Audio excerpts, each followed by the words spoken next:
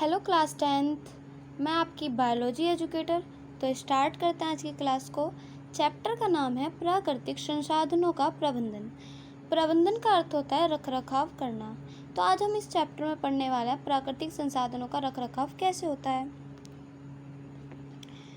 प्रबंधन का अर्थ होता है रखरखाव। इसमें हम सबसे पहले पढ़ने वाले हैं प्राकृतिक संसाधन किसे कहते हैं। तो हेडिंग है हमारी प्राकृतिक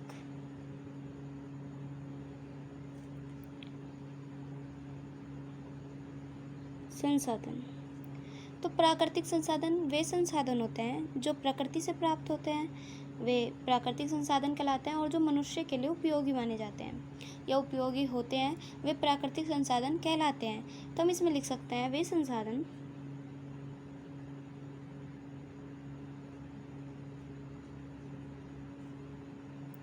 जो हमें प्रकृति से प्राप्त होते हैं तथा जो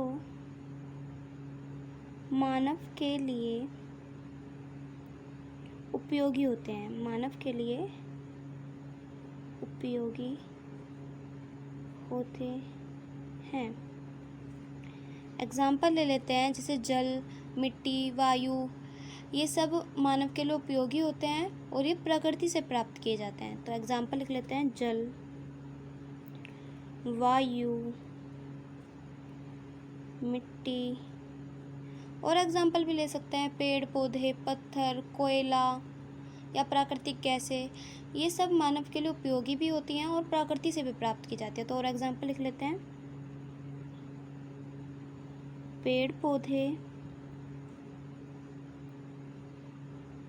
पत्थर, प्राकृतिक गैस,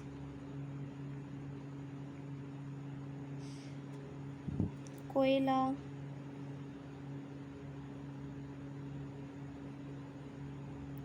आदि बहुत सी चीज़ें हैं। तो प्राकृतिक संसाधन क्या होता है? वे संसाधन जो हमें प्रकृति से प्राप्त होते हैं और जो मनुष्य के लिए उपयोगी होते हैं वे प्राकृतिक संसाधन कहलाते हैं। उदाहरण जल, वायु, मिट्टी, पेड़ पौधे, पत्थर, प्राकृतिक गैसें, कोयला आदि, ये सब प्राकृतिक संसाधन हैं। नेक्स्ट हम पढ़ने वाले हैं प्राकृतिक गैस।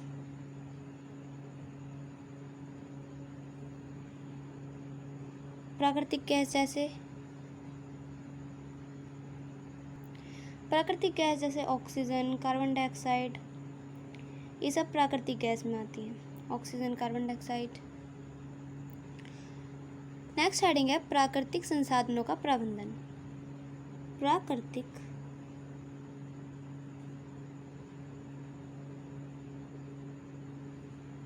संसाधनों का प्रबंधन।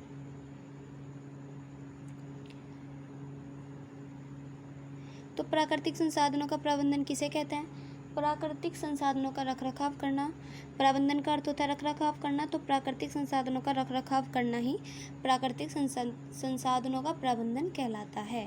तो लिख लेते हैं, प्राकृतिक संसाधनों का रखरखाव करना ही प्राकृतिक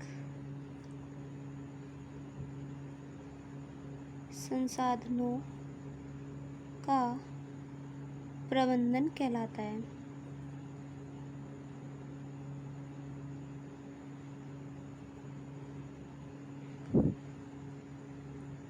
नेक्स्ट हेडिंग लिखेंगे गंगा का प्रदूषण।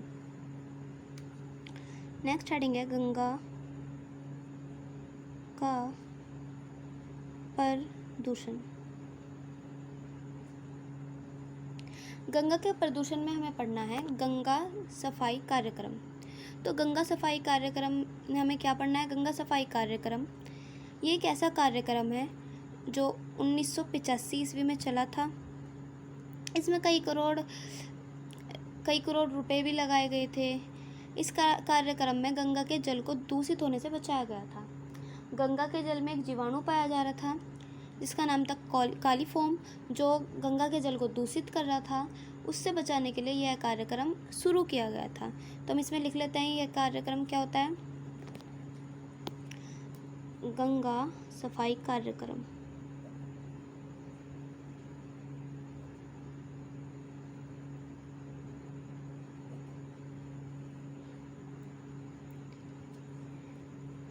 ये कार्यक्रम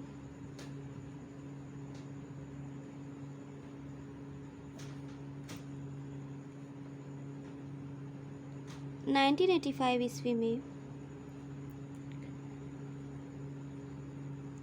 चलाया गया था। ये सन आपको याद रखनी है। ये कार्यक्रम कब चलाया गया था।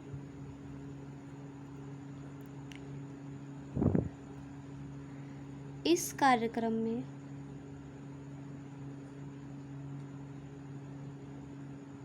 कई करोड़ रुपए लगाए गए थे।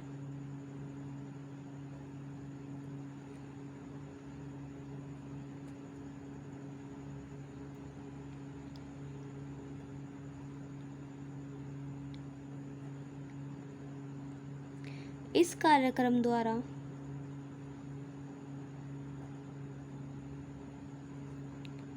गंगा के दूषित जल को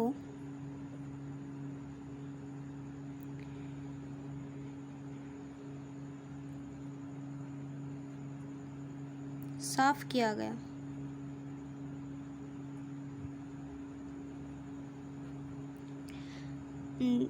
नोट बना के लिखेंगे। नोट, जल में एक जीवाणु पाया जा रहा था जिसका नाम था कॉलीफॉर्म। ये नाम आपको याद रखना है। गंगा के जल में एक जीवाणु पाया जा रहा था जिसका नाम था कॉलीफॉर्म। ये कॉलीफॉर्म जीवाणु अधिकतर मनुष्य की आंत में पाया जाता है। तो नेक्स्ट हेडिंग हम डालेंगे कॉलीफॉर्म। पहले कॉलीफॉर्म के बारे में पढ़ते हैं, ये क्या है। तो ये कॉलीफॉर्म क्या होता है। ये एक जीवाणु है जो अधिकतर मनुष्य की आंत में पाया जाता है। यह गंगा के जल में पाया जाता था, जो किसका कारण बना, जो गंगा के जल को दूषित करने का कारण बना। तो हम इसमें लिख लेते हैं, यह एक जीवाणु है जो कि अधिकतर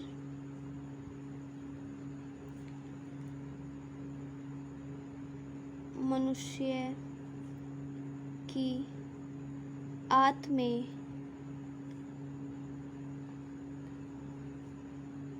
पाया जाता है।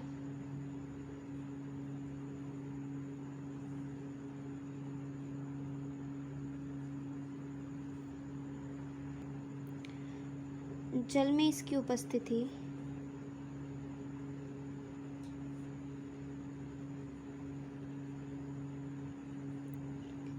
इस रोगजन्य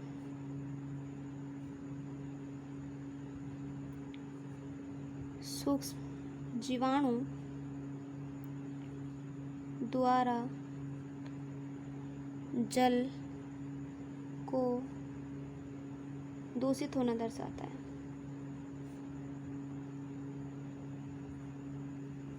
तो क्या है कॉलीफॉर्म। कॉलीफॉर्म एक जीवाणु है जो कि अधिकतर मनुष्य की आंत में पाया जाता है। यह इसके जल में जो उपस्थिति होती है वो जल को दूषित करने की होती है। यह जल को दूषित करता है। नेक्स्ट हेडिंग है गंगा का प्रदूषण। में हम पढ़ेंगे गंगा का प्रदूषण कैसे हुआ। तो हम लिख लेते हैं,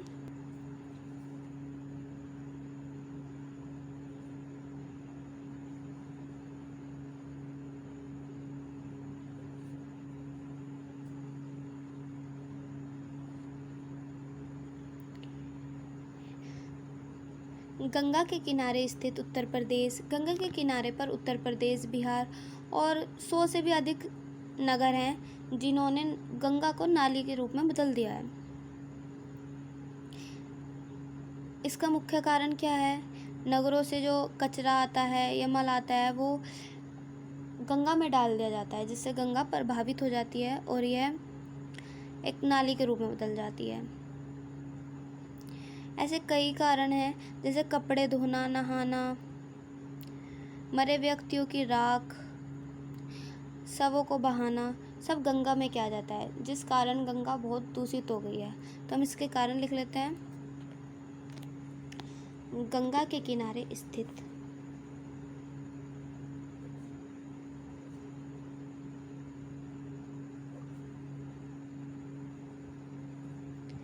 उत्तर प्रदेश,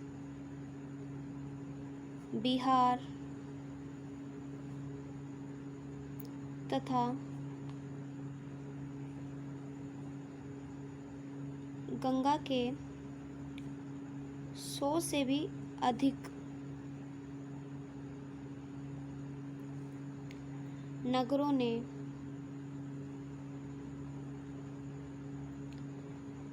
इसे एक नाली में बदल दिया है।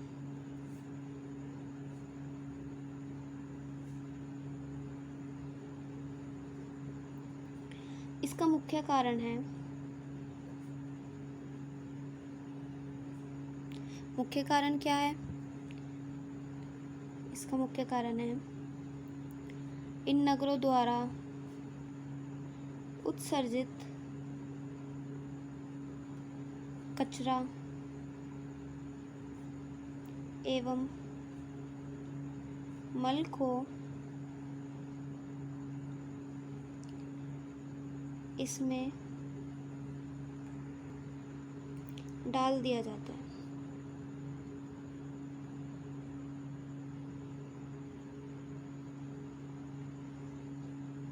इसके अतिरिक्त या इसके अलावा मानव के अन्य क्रियाकलाप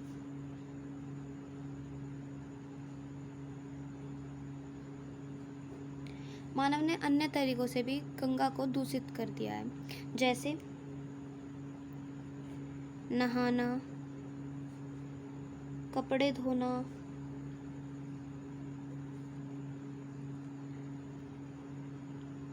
मृत व्यक्तियों की राख,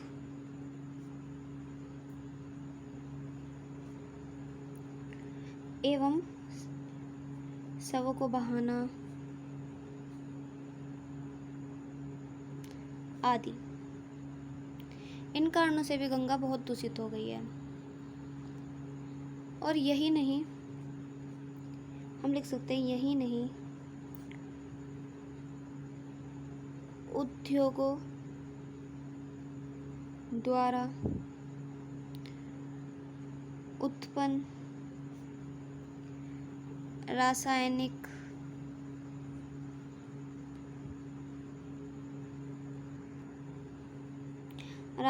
उत्सर्जनों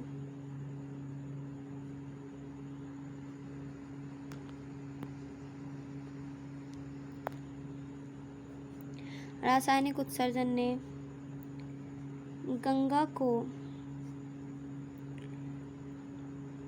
प्रदूषण इतना बढ़ा दिया है, इतना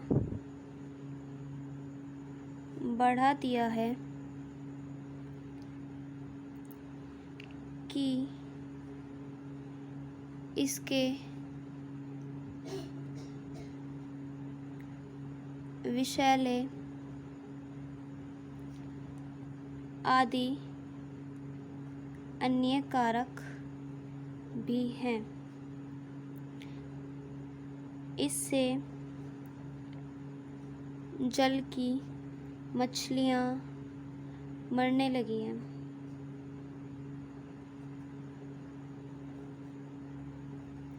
तो हम गंगा के प्रदूषण में क्या क्या लिख सकते हैं? गंगा के किनारे जो स्थित उत्तर प्रदेश, बिहार और 100 से भी अधिक नगर है, उन्होंने गंगा को नाली में बदल दिया है। इसके मुख्य कारण क्या है? नगरों द्वारा जो भी उत्सर्जित कचरा एवं मल होता है उसको गंगा में डाल देना, गंगा में बहा देना। इसके अलावा मानव के जो अन्य क्रियाकलाप, नहाना, अन्य काम होते हैं, नहाना, कपड़े धोना, मृत व्यक्तियों की राख और शवों को बहाना, सब गंगा में किया जाता है। यही नहीं, उद्योग द्वारा उत्पन्न जो रासायनिक उत्सर्जन होते हैं, गंगा को प्रदूषण बहुत बढ़ा दिया है। इससे जल की मछलियाँ भी बढ़ने लगी है। एक बार फुल रिकैप करते, हमने क्या पढ़ा था? स्टार्टिंग से हमने पढ़ा है प्राकृतिक संसाधन। वे संसाधन जो हमें प्रकृति से प्राप्त होते हैं, जो मानव के लिए उपयोगी होते हैं, वे प्राकृतिक संसाधन कहलाते हैं। जैसे जल, वायु, मिट्टी, पेड़ पौधे, पत्थर, प्राकृतिक गैस, कोयला आदि, ये सब प्राकृतिक संसाधन में आते हैं। प्राकृतिक संसाधनों का प्रबंधन क्या होता है? प्राकृतिक संसाधनों का रखरखाव करने प्राकृतिक संसाधनों का प्रबंधन कहलाता है।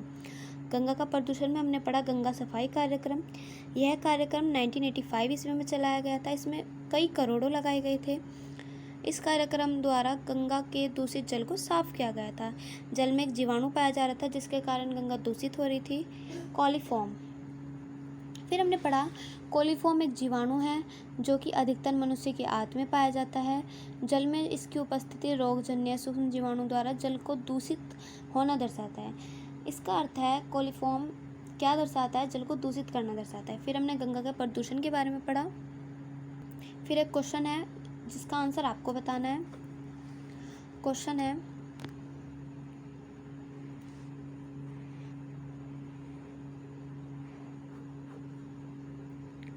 गंगा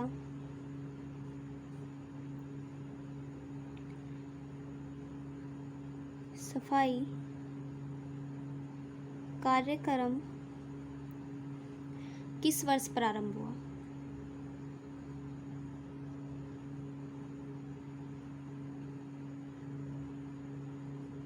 ये आपको कमेंट में बताना है। गंगा सफाई कार्यक्रम किस वर्ष प्रारंभ हुआ? नेक्स्ट हेडिंग है 3 आर प्रणाली। अब हमको पढ़ना है 3 आर प्रणाली क्या होती है, या हम कह सकते हैं 3 प्रकार के आर। इसमें हमें 3 प्रकार के आर पढ़ना है: reduce, recycle, reuse. Reduce, recycle and last reuse. Reduce का अर्थ होता है कम उपयोग। रिसाइकल का अर्थ होता है पुनःचक्रण। एंड लास्ट रीयूज का अर्थ होता है पुनः उपयोग। 1 बाय 1 हमें अब इनको पढ़ना है। फर्स्ट है कम उपयोग।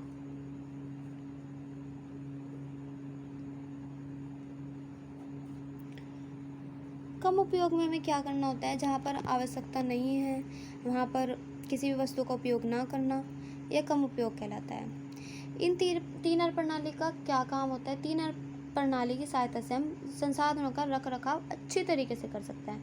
तो ये 3 प्रणाली होती हैं प्राकृतिक संसाधनों का प्रबंधन करने के लिए। फर्स्ट है रिड्यूस, कम उपयोग, रिसाइकल, पुनःचक्रण एंड लास्ट रीयूज, पुनः उपयोग। तो हम इन 3 प्रणाली की सहायता से संसाधनों का प्रबंधन अच्छे से कर सकते हैं। फर्स्ट है कम उपयोग। कम उपयोग का अर्थ है जहाँ पर आवश्यकता नहीं है वहाँ पर उसका उपयोग ना करें। तो हम लिख सकते हैं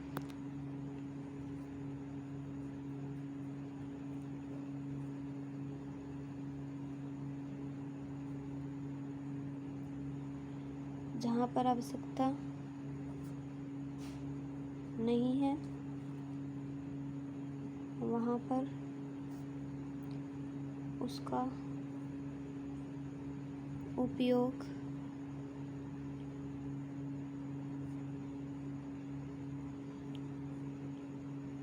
न करें।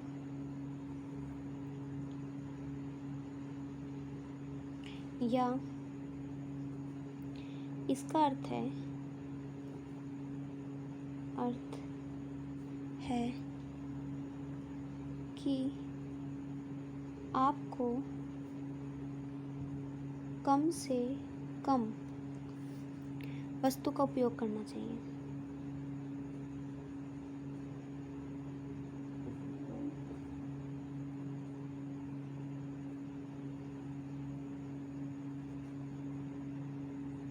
अर्थात आवश्यकता अनुसार ही उपयोग करें।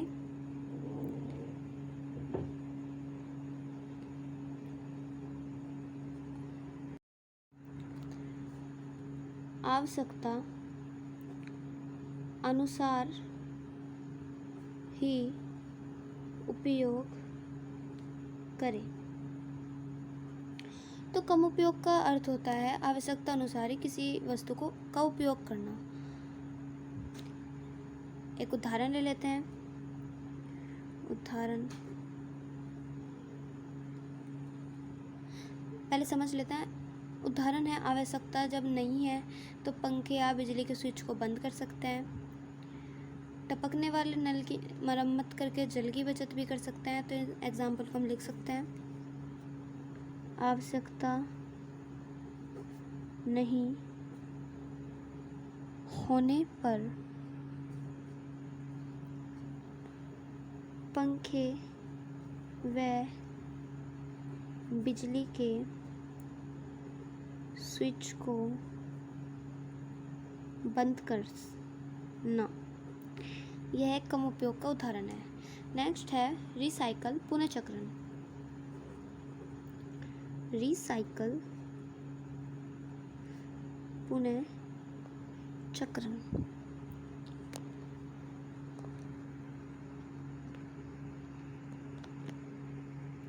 पुनर्चक्रण का अर्थ है जिसे हम पुनः उपयोग में ले सकते हैं और जिसमें ऊर्जा का उपयोग होता है। पुनः उपयोग में लेने में उसमें ऊर्जा का उपयोग होता है, वो पुनर्चक्रण कहलाता है। एक बार लिख लेते हैं, फिर समझ लेंगे पुनर्चक्रण क्या होता है।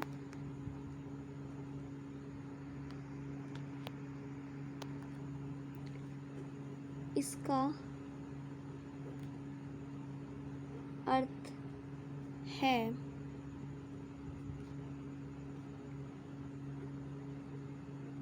जिसे हम पुनः उपयोग में ले सकते हैं, वही पुनर्चक्रण होता है।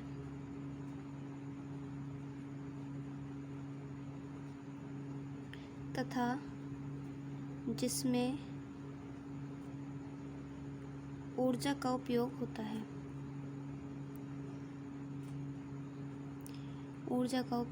है। यहाँ हम इसमें लिख सकते हैं या करके लिख सकते हैं पुनर्चक्रण में। इसका अर्थ है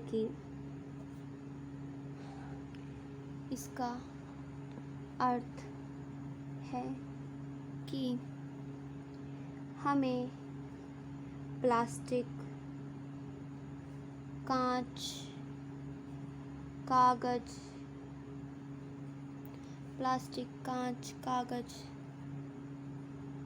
धातु की वस्तुएं तथा ऐसे ही पदार्थ का पुनर्चक्रण करके उपयोगी वस्तु बनानी चाहिए।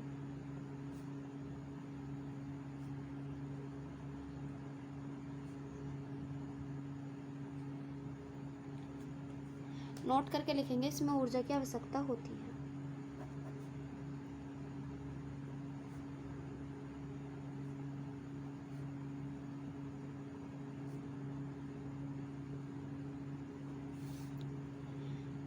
एंड लास्ट है पुनः उपयोग।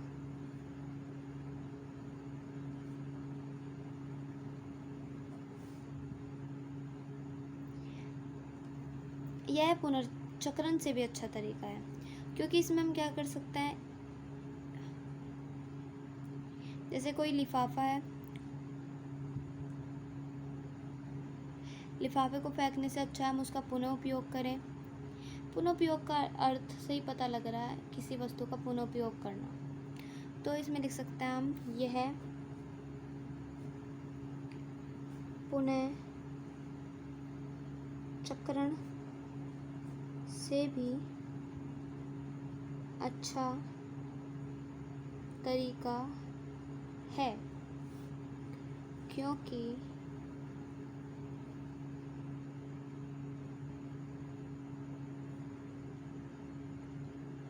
पुनःचक्रण में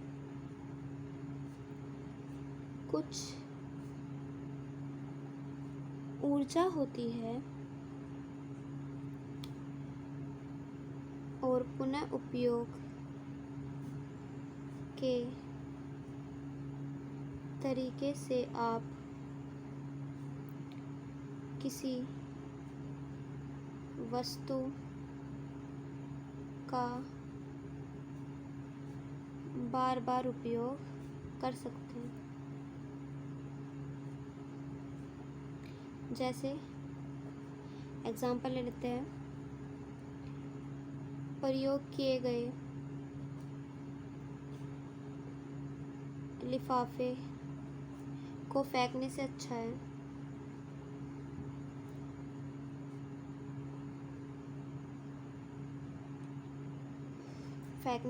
है कि हम उसका पुनः उपयोग करें। तो ये थी हमारी तीन प्रणाली। एक बार फुल रिकैप करते हैं। तीन प्रणाली किसे कहते हैं, तीन आर प्रणाली किसे कहते हैं, ये क्वेश्चन मोस्ट इम्पोर्टेंट है। तीन शॉर्ट में आ जाता है, तीन प्रणाली किसे कहते हैं, तीन प्रणाली का नाम लिखिए या तीन प्रणाली समझाइए। तो तीन प्रणाली थी कम उपयोग, पुनःचक्रण और पुनः उपयोग। कम उपयोग जहाँ पर आवश्यकता नहीं है वहाँ पर उपयोग ना करें। एग्जाम्पल, आवश्यकता नहीं होने पर पंखे व बिजली के स्विच को बंद करना। रिसाइकल पुनःचक्रण, जिसका अर्थ है हम किसी भी वस्तु को हम पुनः उपयोग में ले सकते हैं, लेकिन उसमें ऊर्जा का उपयोग होता है। इसका अर्थ है एग्जाम्पल, प्लास्टिक, कागज व धातु की वस्तुएं, ऐसी पदार्थ का पुनःचक्रण करके हम वस्तु बना सकते हैं। नोट करके फिर हमने लिखा इसमें ऊर्जा की ज़रूरत होती है। पुनः उपयोग क्या होता है, यह पुनःचक्रण से भी अच्छा तरीका है, क्योंकि पुनःचक्रण में कुछ ऊर्जा होती है और पुनः उपयोग के तरीके से हम किसी वस्तु को कितनी भी बार उपयोग में ले सकते हैं। एग्जाम्पल, प्रयोग किए गए लिफाफे को फेंकने से अच्छा है कि हम उसका पुनः उपयोग करें। अब हम एक क्वेश्चन लिख लेते हैं जो बोर्ड के लिए इम्पोर्टेंट है। हम संसाधनों के प्रबंधन की आवश्यकता क्यों है, हमें संसाधनों के प्रबंधन की आवश्यकता क्यों है। तो क्वेश्चन है, हमें संसाधनों के प्रबंधन की आवश्यकता क्यों है। क्या आप बता सकते हैं हमें संसाधनों के प्रबंधन करने की आवश्यकता क्यों है। तो हम इसका उत्तर भी साथ साथ लिख लेते हैं। एक तो यह संसाधन सीमित है, यह संसाधन सीमित है। जनसंख्या में तेज गति होने के कारण इनकी मांग बढ़ती जा रही है, इसलिए इनका रखरखाव करना जरूरी है।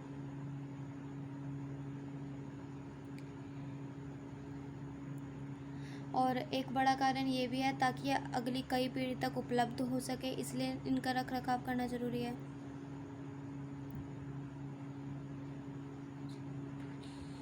और यदि हम इनका प्रबंधन करेंगे तो इनका दोहन करने पर पर्यावरण को कोई क्षति नहीं पहुंचेगी।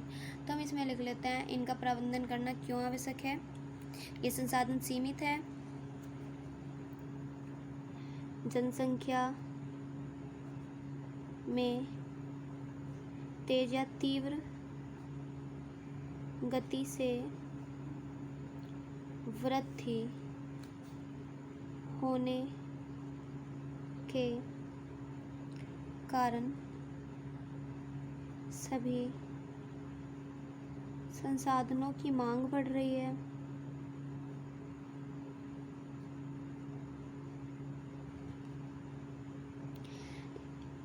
जनसंख्या में तीव्र गति होने के कारण इन संसाधनों की मांग बढ़ रही है। और एक पॉइंट ये है ताकि यह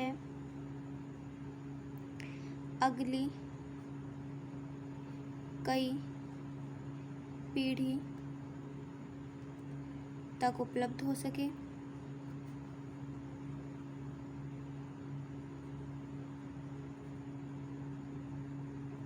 और जब हम इनका दोहन करें तो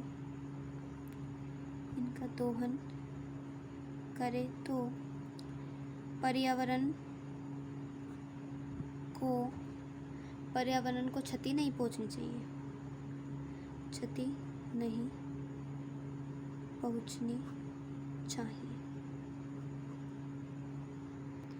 तो ये था हमारे क्वेश्चन का आंसर। हमें संसाधनों के प्रबंधन की आवश्यकता क्यों है? यह संसाधन सीमित है, जनसंख्या में तीव्र गति होने के कारण सभी संसाधनों की मांग बढ़ रही है ताकि अगली पीढ़ी तक पहुंच सके, और इनका दोहन करें तो पर्यावरण को क्षति नहीं पहुंचनी चाहिए। तो ये क्वेश्चन मोस्ट इम्पोर्टेंट है। नेक्स्ट हेडिंग है, तो नेक्स्ट हेडिंग हम नेक्स्ट लेक्चर में पढ़ेंगे। अब आपको मैं कुछ होमवर्क के तौर पे क्वेश्चन दे रही हूँ। फर्स्ट क्वेश्चन है 3R प्रणाली समझाइए।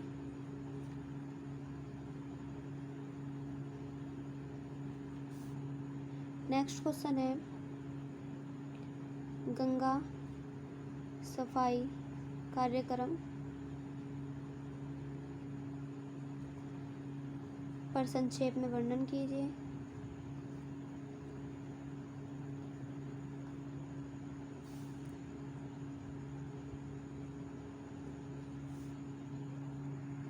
तो ये दोनों क्वेश्चन आपको होमवर्क में करके लाना है, और नेक्स्ट हेडिंग हम अगले लेक्चर में पढ़ेंगे। Thank you.